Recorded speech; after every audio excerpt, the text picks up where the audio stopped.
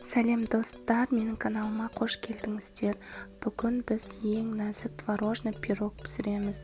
Ол үшін бізге керек нәрселер: творог, разрыхлитель, жұмыртқа, ұн, сұйық май, сүт және сахарный пудра. Ең алдымен жұмыртқа үстіне тұз сеуіп, миксермен аппақ болғанға дейін араластырып аламыз.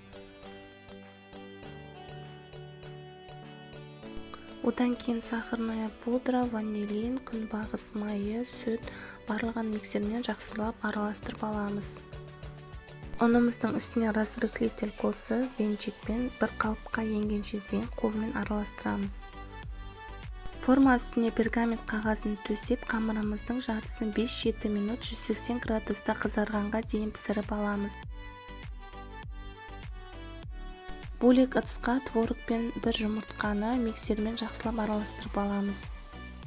Піскен қамырдың үстіне начинкамызды салып, бірде қылып жайып, оның үстіне қалған қамырды құйып шығамыз. Қызып тұрған пеште 180 градус 20-25 минут пісіріп аламыз. Біздің творожный пирогымыз дайын. Барлықтарыңызға ас болсын. Менің каналымның дамуы үшін менің каналыма тіркеліп, лайк басып, пікір қалдырып кетіңіздер.